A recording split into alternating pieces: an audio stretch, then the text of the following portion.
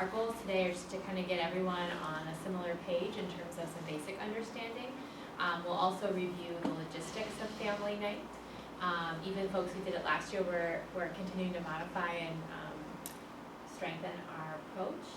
And we'll also talk about some specific strategies and tips that might be beneficial for you all in working with the kids in family night. All right, and please ask questions. This is not meant to be super formal, but I don't know, slides are easy to present information. You have a number of handouts. The one that will be following along with the slides that I have is the one that says Family Night Training. And so that can be a resource for you. We also, as we were thinking about what might be helpful for people, we printed out a number of other kind of slides and handouts that are a good resource that you can read up if you want more information.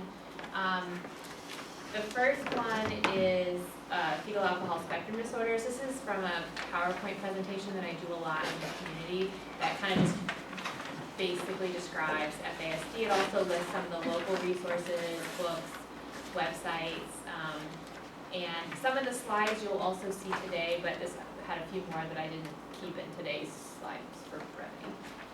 So that's there. There's also a really nice handout that we made actually for a family night last spring on emotion coaching, which is a really effective approach for working with kids with FASD, we feel. I'll mention this later, but there's a nice resource to learn more about that. And then we also have two handouts on positive behavior support. Again, I'll mention a little bit, but if you want to learn more about what positive behavior support is in more depth, there's some materials there that I've used in a previous talk. Okay? Is there any way you could email this out? Because I sent to the newspaper, but Yeah, things are always stuck in no, my I completely understand that. So if you can remind me to do that, that would be super helpful.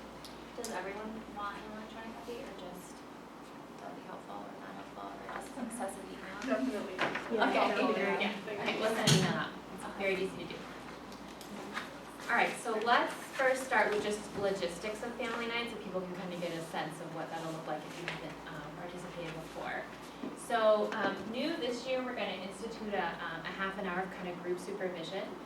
This will help graduate students who are going to be building in hours, as well as give everyone a chance to sort of preview the topic for the night, review the planned activities, and kind of just discuss what we might be expecting and potential challenges given who we know is we're expecting to come.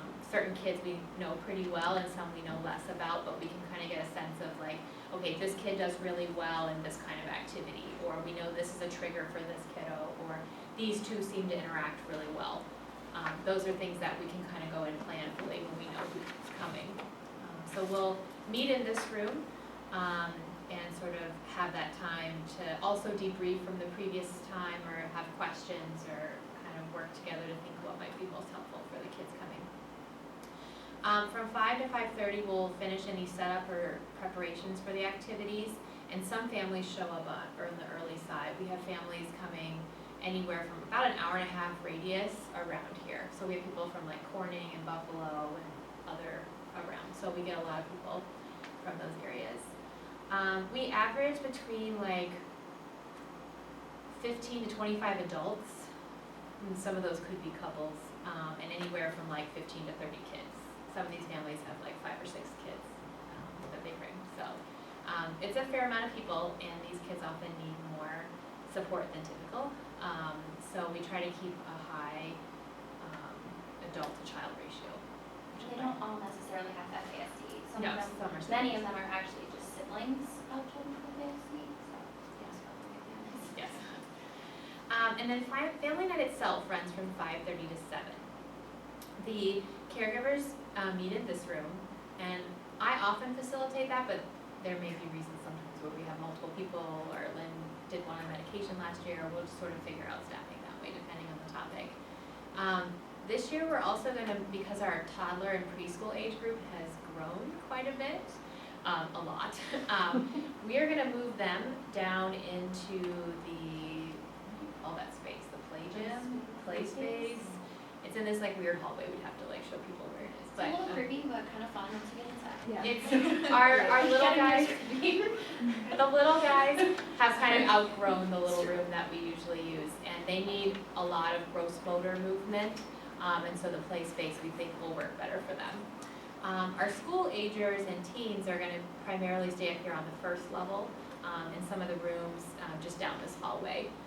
And we'll set up different activities for them, and we'll talk a little bit more about that in a few minutes. We wrap up, we try our very best to wrap up at 7. We have a lot of families that like to talk to us individually, so sometimes it's like, okay, helping them get out the door, but we kind of clean up and debrief within a half an hour. All right, questions about sort of the overall like flow of events before we jump into activities we do each one? So how many volunteers do you think you need per night? As many as possible. Yes. It's worked best, I think, when we've had at least 10. Yeah. 10 to 12. Because, so there's some groups of kids that like kind of one adult to 3 kids is okay. But then there are some kids who really need one-on-one. And sometimes that varies from time to time. So some of the kids, might do well for some, it's a little unpredictable. So some kids, may do quite well and not really need much one-on-one support one night, and then they may come the next week in a bad mood and they really need somebody kind of one-on-one. So, kind of being set up to deal with kind of crises is our goal. And then if they don't happen, it's lovely. And the more consistency and stability we have, the better it is for these kids. And I think that's kind of why Lynn has ended up oftentimes in that preschool room, is that she has this kind of relationship and consistency with these couple of kids that need a lot of high support and have trouble separating, so. Right, and the kid, one of the nice things about coming back is I think a lot of these kids really thrive on individual adult attention, and so, as we all work with them, kind of, connecting with a kid or two is really nice, because then when they come back, they can look for you, and, so like, it's, I think it's nice for some of these kids to kind of have some consistency in that, and so. The more consistent it is, and like they feel like they know you and they feel safe, the less likely sometimes they're. Yeah. Sometimes they have behaviors anyway, But also like help us to know if you feel like you've connected with, this, one kid or 2 kids who really need extra You're support, gonna and wanna we'll bring make some sure, of them home. and we'll make sure that you kind of consistently work with them. That can be really great. So in the caregiver room, we typically focus on a specific topic and facilitate a discussion. I most often have done this, and sample topics, last year we had a session on executive functioning or talking with kids emotion coaching. When it seems relevant, I'll prepare like a little take-home handout that they can have that sort of facilitates the discussion. We had someone from the Advocacy Center, or what's now called Starbridge, come in and do a talk about how to create a vision for your child's education and life, and how to help advocate for that. Medication, Lynn did a talk on self-care. So it's a mix of having speakers come in or coming up with topics ourselves. We often ask caregivers what they think would be interest or helpful for them, and we try to target that when we can.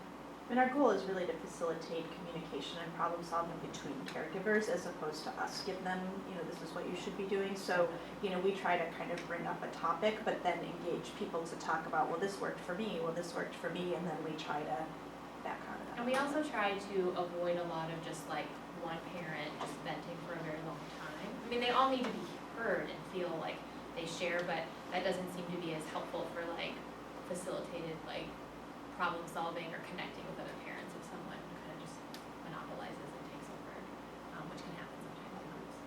And now they do have a Facebook group where all the families are a part of, so they have that in between family nights too, so they can get some connections, and found that to be really helpful in between. In the toddler and preschool room, we often focus on some really basic skills. These kids a lot really enjoy large motor skills, so we try to use that strength in engaging them. Some of these kids like to, roll balls and do like wheelbarrow races. They're just like involved in very like motor kind of activities. They do fairly well with that. Or motor games, like let's see if we can hop over to this corner and touch the wall and then walk back, or just try to engage them in activities.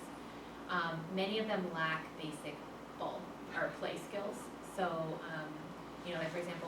found it really helpful to do like rolling ball games where you get one kid and okay, you roll to me, you roll it back, and then if it seems appropriate, pull another kid in and see if you can go back and forth or get them to roll to engage with each other. And interacting with others, it's mainly adult directed at this developmental stage for most kids anyway, but particularly these kids need a lot of adult support for interaction. And so you're going to be getting them to interact with you and respond. And then also, as much as you can, try to think about ways to get multiple kids sort of like interacting at a very super basic level. Like, okay, you roll the ball to this person, then roll it back to me, and just starting to get them. Or they'll do like things like Ring Around the Rosie, or they'll briefly do Duck Duck Goose, or, requires a fair amount of support and coaching, but kind of even brief, go rounds at those things where they're all, we're not all Sitting all three of together. them. Three of them sitting for 2 minutes would be a real feat. And just remember, like, their attention span and ability to engage in any specific task is going to be brief. Just a quick question, and you touched upon it in that last bit. What are the characteristics that are making it challenging for them And to? we're going to definitely get into, like, the overall FASD characteristics and Okay. things in a few minutes. Okay. But it might have actually been better to move some of these towards the end, but it's kind of just to give a little bit of a flavor of, like, what we're working on in each room, and then we'll come back to some of them. Okay. But also basic self-care skills, like getting them to sit while eating their pizza and then wash their hands, and things like that are important skills. For school-age kids, we're really focusing a lot on social skills and self-regulation. So finding ways to help them interact with peers. So if you see a kid playing, like, can we get another peer with them that where we can facilitate them interactions? Helping them take turns, like when we have been able to go outside, there's only 2 swings. And there's a lot of kids that want to do the swing. So helping them create systems, like, okay, we're gonna put the timer on, and when my phone goes off, that means it's the next person's turn. So helping them set limits and expectations and helping them wait turns. And for self-regulation, we'll talk about specific tips for calming towards the end. But helping them so they can really be successful in thinking about prevention and high supervision to help them maintain a more regulated. Questions about sort of logistically how family nights works, and then we'll jump into kind of FASD 101.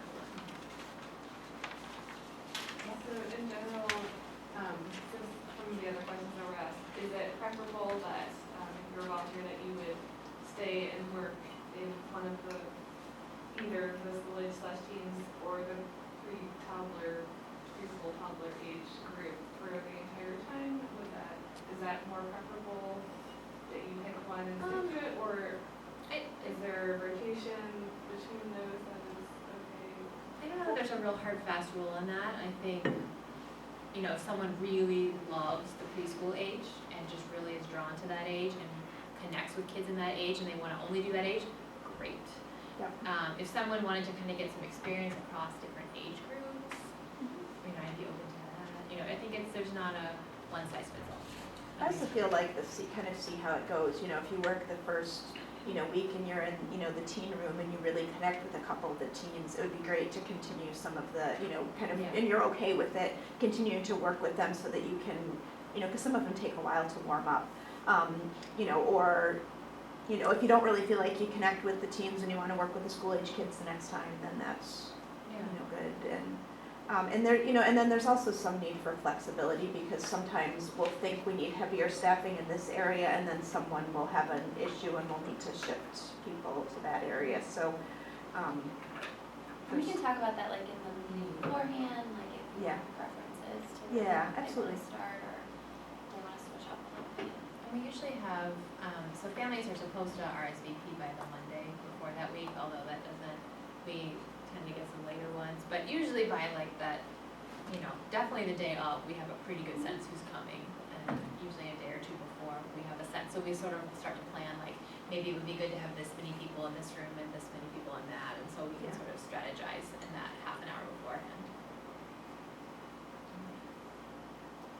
So, since not everybody has a lot of background information on fetal alcohol spectrum disorders, we'll do a pretty brief overview on this. There'll be plenty of opportunities to learn more as well. Fetal alcohol syndrome is probably what most people know of best.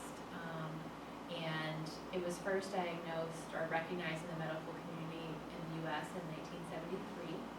And for a diagnosis of FAS, there are three main criteria. There are three characteristic facial features that are fairly subtle. You can see on the picture, and I'll show you a picture of some actual kids and what it looks like. But you have short pupillary fissures, so your eye openings are smaller. You have an indistinct philtrum, so that groove under your nose. For kids with FAS, it's relatively flat or smooth. And then a thin upper lip. So and so kids with full FAS have pre or postnatal growth deficiency, so they're small at some point during their development, and they have evidence of central nervous system dysfunction, so learning and behavioral impairments, and we'll explain some of those examples a little bit later. The prevalence in the US of full FAS is estimated at 2 to 7 out of 1,000 live births, so just under 1%. And so these are two young children with full FAS, with those three facial features noted. Now, only about 10% of kids have the full fetal alcohol syndrome, and we'll talk a little bit about it being a broad spectrum. So FASD is not intended to be a diagnostic term, at least in the US. Canada now, but we won't go there. So it's an umbrella term used to really describe the full range of alcohol outcomes resulting from prenatal exposure. And so it can be on one end, prenatal exposure results in a higher rate of stillbirth and death, and FAS, and can be more subtle, isolated effects on the less severe end. Underneath the umbrella of FASD, there are a number of different diagnostic terms. So full fetal alcohol syndrome we've talked about. Partial fetal alcohol syndrome is when typically the kids have the facial features and CNS dysfunction, but don't have the growth delay. Alcohol-related neurodevelopmental disorder is where they have the CNS dysfunction, so brain and learning problems, but no growth and no face. And I would say the vast majority of kids fall in that category. There's also the category alcohol-related birth defects, but no one really uses that. That's like only when you have the facial and growth or some organ system damage, but no brain impact, which, I don't know, it's for research they have. And then now the DSM-5 has a category, neurodevelopmental disorder, alcohol exposed. It's in the to be further research condition, but there's the category of specified neurodevelopmental disorder where they list it, prenatal alcohol exposure as an example of what you can use for that specifier. 315.8 in case anyone's interested. So there's always a lot of questions that I get about drinking patterns and what's more likely to be related to FASD. And the research shows that heavy drinking has been consistently associated with alterations to the brain, cognitive deficits, and behavior problems. Binge drinking leads to the worst outcomes, so that's 4 or more drinks on occasion. For moderate levels, about 1 drink per day, human studies have had some mixed results. In animal models, there's been some clear damage in some studies, where light sporadic drinking, there's not as well studied, and it's complicated to study that. So what we know so far is like heavy or binge drinking is the most likely, the highest risk pattern for fetal alcohol spectrum disorders, although moderate levels can also impact long-term ownership. Questions so far? It's kind of a fast overview, but worldwide estimates, the full spectrum is estimated at 2 to 5%, which is similar or higher than many other developmental disabilities, including autism. But there are certain parts of the world where rates of FASD have been documented as much higher. Particularly, there's a region in South Africa where they've done a lot of research there and have found as high, it says 46 here, but there was one study that found as high as 70 per 1,000 kids had full FAS. So it's in a wine-growing region where heavy binge drinking is common. So they have the most high-rated rates. Kids who have experienced FASD have often experienced trauma. Many of these kids are raised in out-of-home care Almost all the families we'll see at family night are foster, adoptive, or a relative resource placement. On occasion, we've had a biological parent come, but it's pretty rare for our group. So many of these kids, so some kids are adopted at birth, but many kids end up in the foster care system, kind of, often I would say a lot of the kids are like toddler preschool age, most often. So thinking about maltreatment and trauma is important too, and thinking about behavior and things that could be trauma reminders can impact kids as well. So I think it's really important to recognize that FASD is a brain-based disorder. There's been a lot of studies, imaging as well as in animal models, that have clearly documented alcohol's impact on the brain. This is just one MRI study where they looked at the distance from center of the brain, so they were looking at kind of shape, and where you see the red is where the brain is too small or too thin relative to typically developing. And so you can see that certain parts of the brain are disproportionately impacted by prenatal alcohol exposure. And in this study in particular, they found some of the prefrontal regions, as well as the kind of parietal perisylvian region, which very much is consistent with the pattern of neuropsychological difficulties that we see in kids. There's also this is an example of an fMRI study that was done, and so they were looking at a spatial working memory task, and kids in the control group and alcohol-exposed kids actually achieved the same accuracy on the task, but you can see from the MRI results that children with FASD had to recruit much larger areas of the brain to complete the task at the same level that controls were. Typically, if a child with FASD has an MRI, it's going to appear clinically normal. It's only on more of these kind of research studies where you can really look at subtle differences that they're really quite clear. Although some kids will be missing part of their corpus callosum or have cerebellar abnormalities, but more often than not, they have a typically normal looking brain on clinical inspection. So this is just a basic slide showing a number of different cognitive areas of functioning. Along the bottom you can see the first column is IQ, then you have reading, spelling, and arithmetic. The PPBT and the BNT are measures of basic receptive and expressive language. Then you have like CBLT, the A total is a memory test, and so on. But basically what I want you to kind of notice is the overall pattern. The green bars are kids with full FAS. The pink are kids who've been heavily exposed to alcohol but don't have the facial features, so will be on the broader spectrum. And so you can see those two groups are not all that different in terms of their neuropsychological functioning. The yellow bars are the typically developing controls. So many kids on average have impairments across a number of different areas. But each kid on their own is going to have a fairly variable profile for themselves. The most common areas that we see where kids have challenges are executive functioning for sure. Many of these kids struggle with social communication. Sensory processing differences are really common. And impulsivity is a real challenge for many of these kids. So relative strengths, they tend to do fairly well on basic auditory attention, basic language skills. These kids are very verbal oftentimes, more so than their other cognitive abilities. So they can express and they talk quite well, and they're engaging. They oftentimes are very socially motivated, which is different than many kids with autism. And they talk pretty well, but they often understand less than what they're expressing. So you may think that they're understanding you pretty well, but they may not be. Anybody else want to jump in?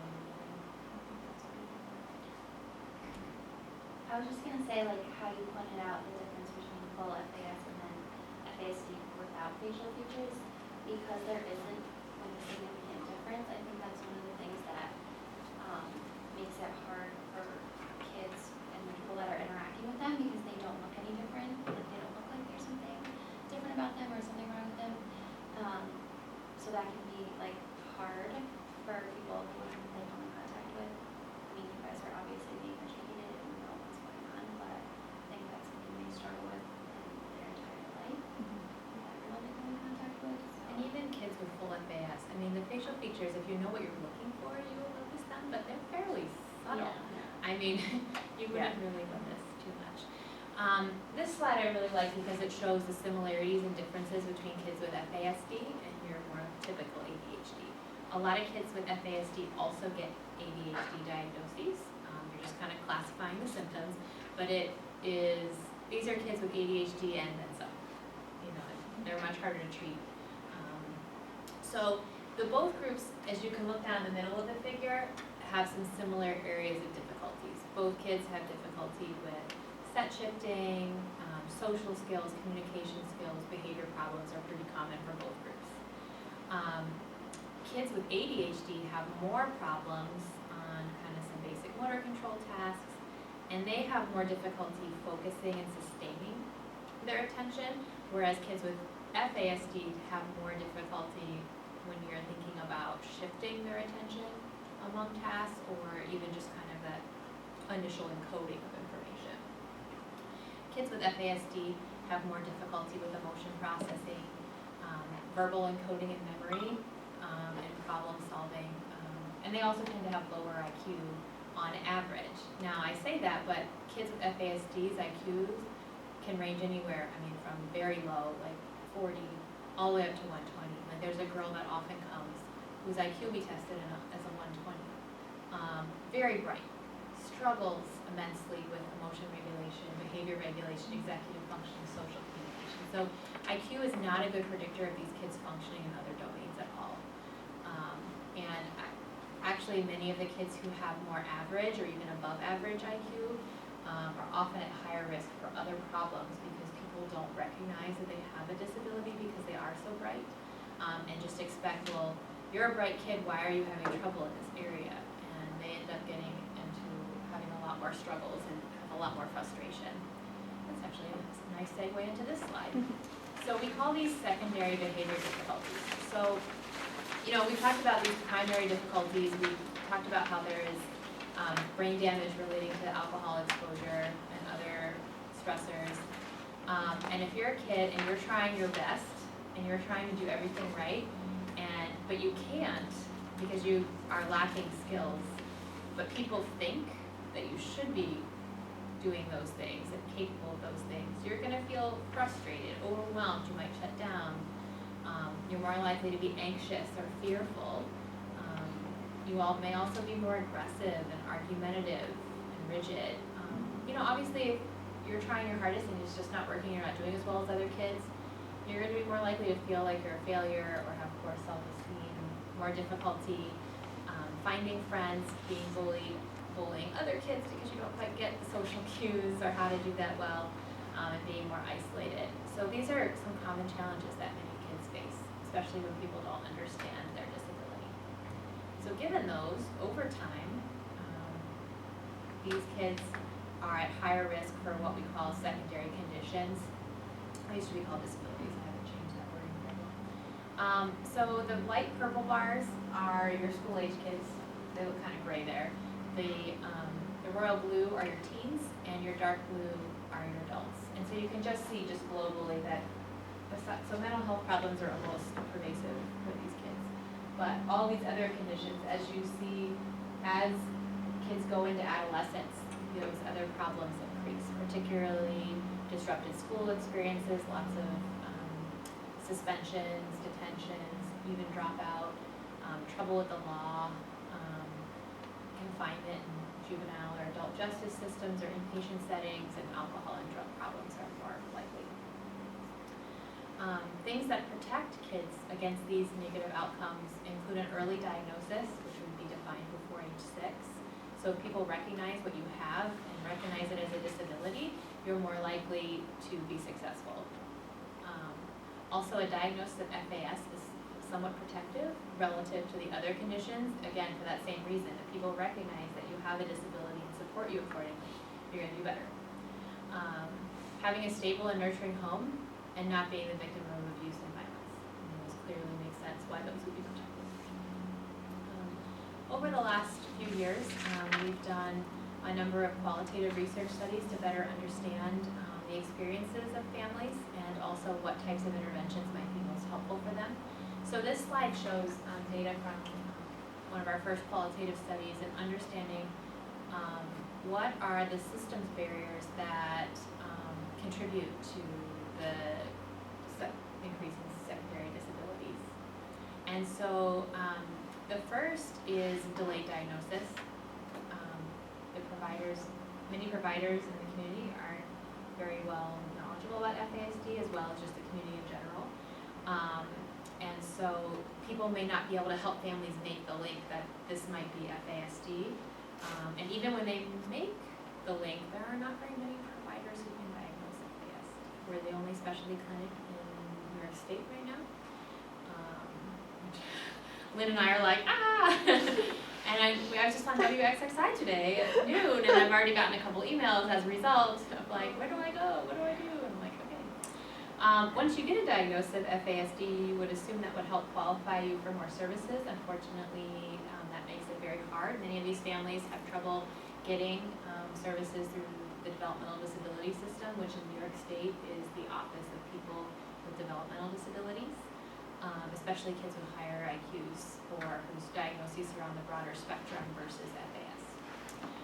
Also, it can be challenging within schools. There's no box anywhere to check off that you have FAS that would qualify you for anything in any system here in the state. So, and then availability of services, like family night, the Families Moving Forward program, and our diagnostic services, as well as like another support group in each city, is about the extent of services that are FASD informed for these families. They, of course, we try to help them connect with therapists and other places, and we also work really hard to try to educate other systems of care so that they can better serve these folks, but it's a slow battle that we're continuing to work through. Once families get services, the consistency of implementation is challenging, and this was particularly talked about a lot in schools. And then once a kid is starting to be successful with the right service, there's the like, oh, they're doing great, let's pull it back now, we don't need any more, where they often need that to continue to be successful. This is new data hot off the presses, and Michelle worked with me on, and looking at caregiver experiences. So we really tried to understand what the caregiver's experience was. And they really attributed that these systems barriers contributed from the primary disabilities that you see here, which are social difficulties, information processing, self-regulation, understanding consequences, and sort of their functional ability. Those are the things the parents talked the most about, really contributing to the onset of these secondary conditions. And the parents really talked about their experience kind of in two ways. So they talked a lot about the persistent protective actions. These are the things that they did to really try to help their children be as successful as possible. So things like educating themselves, like on websites, going to talks, coming to things like family night, advocating for their child in schools, coming up with creative solutions, and just enduring patience. And obviously these systems barriers and just trying to consistently do all these protective actions are really draining. So there's a lot of emotional and practical stressors these families experience. The stress and sadness of seeing your child struggle is hard. Anxiety about their future. That whole slide about these secondary conditions, they've all seen that, and they're scared about that. They feel a lot of isolation. Family night's one of the few places they can go and see another parent that knows what their experience is and that can relate with them. There's concerns about stigma. Even if you're an adoptive or foster parent, there's stigma in saying my child has FASD and has behavior problems. And it's even more so for mothers, biological parents. Managing the practicalities and dealing with going to all these different appointments and trying to coordinate, understand, and advocate for your child. And it can strain on family relationships. So these are what families come to family night, kind of presenting with. They have a real sustaining drive to persevere, and their love for their children and just wanting to see them happy and successful, I think really pulls them through. But it can be hard to balance all those things. And the last study that I'll present here, I won't go through in a ton of detail, but this is just a figure that, based on the qualitative study that I did, this is what parents really feel is needed, and providers as well. We interviewed a number of providers in the community to really meet the needs of these families.